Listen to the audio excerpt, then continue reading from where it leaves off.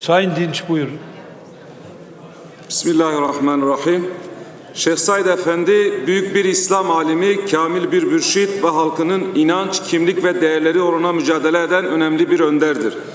Mevlana Halid-i Şehrazuri'nin manevi geleneğinden yetişen Şeyh Said, zulüm ve haksızlığa karşı durmuş, Rus işgaline karşı mücadele etmiştir.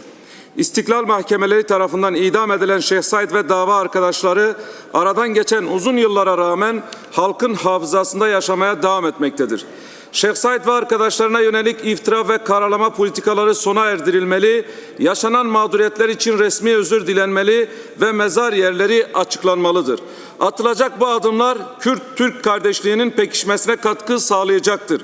Şehadet yıl dönümünde Şeyh Said Efendi'yi, Melekanlı Şeyh Abdullah'ı, Palulu Şeyh Şerif'i, Hanili Salih Bey'i, Seyyid Abdülkadir Efendi'yi ve bütün dava arkadaşlarını rahmetle, minnetle